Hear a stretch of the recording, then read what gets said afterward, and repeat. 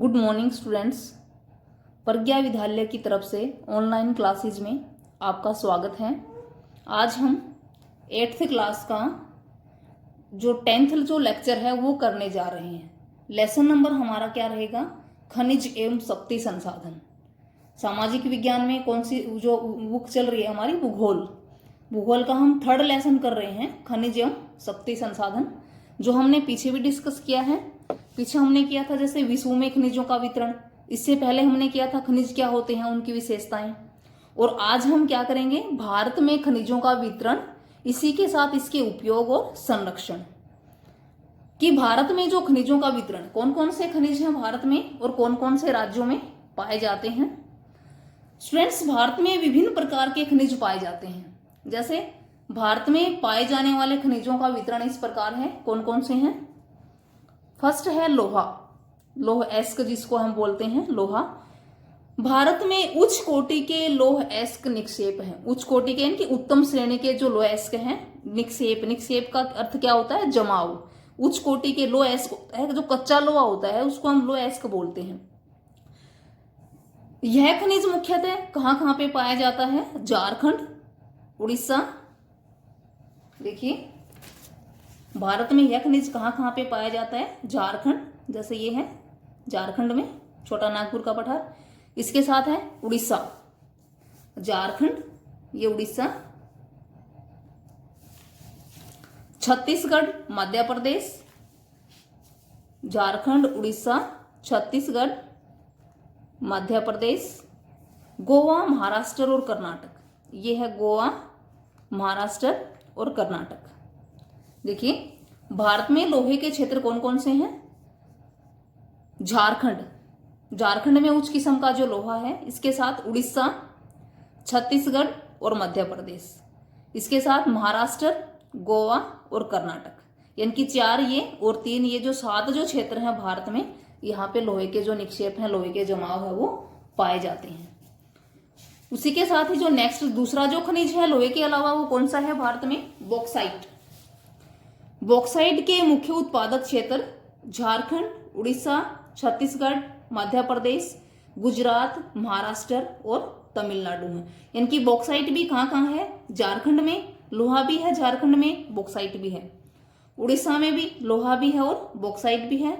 इसी के साथ छत्तीसगढ़ में लोहा भी है और बॉक्साइट भी है, मध्य प्रदेश में भी लोहा भी है और बॉक्साइट भी है, और महाराष्ट्र में भी। उसके साथ बॉक्साइट किसमें है? गुजरात और तमिलनाडु में भी है। देखिए बॉक्साइट कहाँ कहाँ पे है? झारखंड, उड़ीसा, छत्तीसगढ़, मध्य प्रदेश, महाराष्ट्र और गुजरात। ये है गुजरात और तमिलनाडु, ये है तमिलनाडु। इन क्षेत्रों में जो बॉक्साइट है वो पाया जाता है। नेक्स्ट जो खनिज है अभ्रक। कि अभ्रक के निक्षेप मुख्यतः, अभ्रक का जो जमाव है कहाँ कहाँ पे है? झारखंड, बिहार, आंध्र प्रदेश। देखिए कहाँ कहाँ पे है? झारखंड, यह है झारखंड, उसी के साथ बिहार, झारखंड, बिहार, झारखंड के साथ ही ये बिहार, फिर आंध्र प्रदेश, ये है आंध्र प्रदेश, और राजस्थान में पाए जाते हैं। ये है राजस्थान। इनकी कहाँ कहाँ पे है? झारखंड, बिहार, आंध्र प्रदेश और राजस्थान। 4 जो क्षेत्र हैं भारत में अभ्रक के, एक बार फिर से, झारखंड, बिहार, आंध्र प्रदेश और राजस्थान। ये 4 क्षेत्र किसके हैं? अभ्रक के हैं। भारत विश्व में अभ्रक का सबसे बड़ा उत्पादक और निर्यातक है।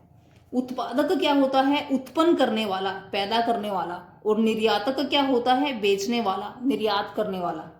कि सबसे ज्यादा अभ्रक हम पैदा भी करते हैं और निर्यात इनकी दूसरे देशों को बेचते भी हैं। फिर है नेक्स्ट खनिज है तांबा। यह कहाँ पे है? राजस्थान, मध्य प्रदेश, झारखंड, कर्नाटक और आंध्र प्रदेश में उत्पादित होता है। कहाँ कहाँ पे?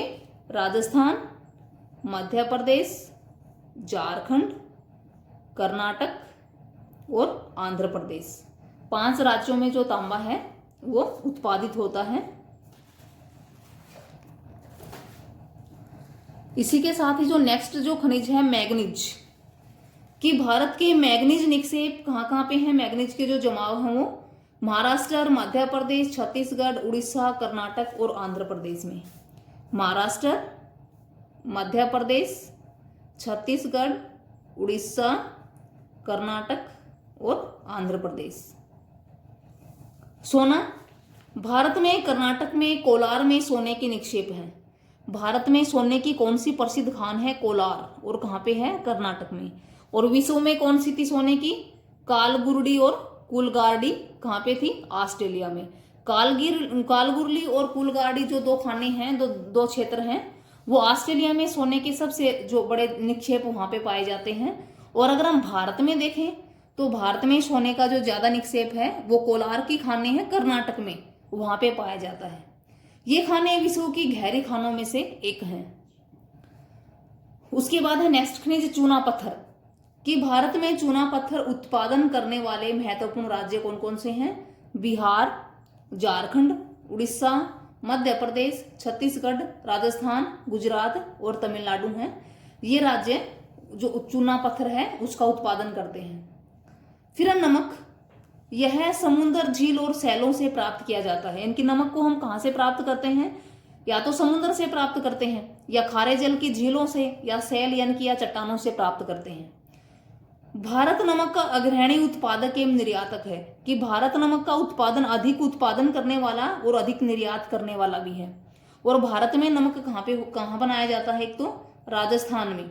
राजस्थान की जैसे कौन सी झील है? सांभर झील। राजस्थान की जो सांभर झील है वो खारे जल की झील है, और जो सांभर झील है उससे नमक उत्पादित किया जाता है। तो स्टूडेंट्स, ये हैं 8 प्रकार के जो खनिज जिनका भारत के अलग अलग क्षेत्रों में जमाव है। उसी के साथ है खनिजों के उपयोग, कि खनिज है हमारे लिए किस तरह उपयोगी होते हैं। इन खनिजों के क्या क्या उपयोग हैं? अलग अलग खनिजों के अलग अलग उपयोग हैं। खनिजों का उपयोग उद्योगों में होता है, कि कई खनिज ऐसे हैं जो उद्योगों में प्रयोग किए जाते हैं। रत्नों के लिए प्रयोग किए जाने वाले खनिज प्राय कठोर होते हैं। रतन यानी कि जो नग होते हैं वो खनिज कौन से होते हैं? कठोर होते हैं। जैसे हीरा है जिसको अंगूठी वगैरह या किसी में भी जड़वाया जाता है, जैसे रतन है, तो ये कठोर खनिज होते हैं जिनको हम रत्नों में इस्तेमाल करते हैं। सेकंड है तांबे जैसे खनिज का प्रयोग सिक्के से लेकर पाइप तक प्रत्येक वस्तु में किया जाता है। तांबा है उसका प्रयोग सिक्के बनाने के लिए भी, पाइप बनाने के लिए भी। इसके साथ साथ जो बारीक तारें होती हैं जैसे पंखे में डालने के लिए या किसी और में भी, इलेक्ट्रॉनिक्स सामान के लिए भी जो तांबा है उसका सर्वाधिक उपयोग होता है, क्योंकि इलेक्ट्रॉनिक्स सामान में जो तारें यूज होती हैं वो तांबे की होती हैं प्रयोग अधिकतर। फिर है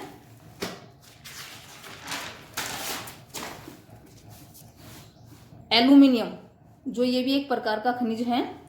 एल्यूमिनियम का प्रयोग ऑटोमोबाइल और हवाई जहाज कौन से में होता है? ऑटोमोबाइल्स जो उद्योग होते हैं उनमें, और हवाई जहाज को बनाने के लिए, क्योंकि एल्यूमिनियम एक हल्की धातु होती है, और हवाई जहाज या हेलीकॉप्टर्स इनको बनाने के लिए हल्की धातु का प्रयोग किया जाता है एल्यूमिनियम का। इसके साथ साथ जो बोतलबंदी उद्योग है, वो बोतलबंदी यानी कि जो बोतल की जो सील होती है ऊपर से उसको बंद करने के लिए, उनमें भी एल्यूमिनियम का प्रयोग होता है। भवन निर्माण में भी, और रसोई के बर्तन तक में जो एल्यूमिनियम है उसका प्रयोग है वो होता है। फिर है खनिजों का संरक्षण, जो खनिज है उसका संरक्षण कैसे किया जाए, बचाव। खनिज एक अनवीकरणीय संसाधन है। अनवीकरणीय संसाधन कौन से होते हैं? जिनकी पुनः पूर्ति या तो संभव नहीं है, और अगर संभव है तो भी हजारों वर्ष लग जाते हैं। खनिजों के निर्माण और संचयन में हजारों वर्ष लग जाते हैं, कि खनिजों का निर्माण होने में और उनको प्राप्त करने में कम से कम भी जो हजारों वर्ष हैं वो लग जाते हैं।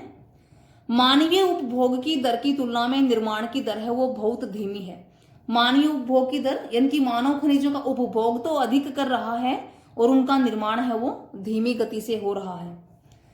खनन की प्रक्रिया में बर्बादी को घटाना आवश्यक है। धातुओं के पुनर्चक्रण द्वारा भी खनिज संसाधनों को संरक्षित किया जाता है। पुनर्चक्रण, जैसे धातु है उसको गला के दोबारा से कोई वस्तु, जैसे लोहा है, अगर उसकी टूट फूट हो जाती है तो उसको गला के और उससे फिर कोई नई वस्तु बनाई जाए, तो इस तरह तांबा है उसको गला के, सिल्वर है उसको गला के, इनकी जो भी ये हैं इनको गला के अगर कोई नई वस्तु बनाते हैं हम, तो वो धातुओं का पुनर्चक्रण होगा। और अगर हम इस तरह से खनिजों का प्रयोग करेंगे पुनर्चक्रण द्वारा, तो भी संसाधनों को संरक्षित है किया जा सकता है। Thank you students. आज हमने क्या किया, भारत में खनिजों का वितरण और इसी के साथ खनिजों का उपयोग और उनका संरक्षण। इसी के साथ ही कुछ क्वेश्चंस हैं जो आपको रफ नोटबुक में राइट और लर्न करने हैं। रफ नोटबुक क्वेश्चंस क्या हैं? भारत में सोने के निक्षेप कहाँ पाए गए हैं? कहाँ पाए गए हैं? जैसे कर्नाटक के कोलार की खानों में। भारत कौन से खनिज का सबसे बड़ा उत्पादक और निर्यातक है? नमक कहाँ से प्राप्त होता है? खनिजों के उपयोग बताओ। खनिज किस प्रकार का संसाधन है, नवीकरणीय या अनवीकरणीय? ये क्वेश्चंस आप इसमें से निकालोगे, रफ नोटबुक में नोट करोगे और लर्न भी करोगे इनको। Thank you students.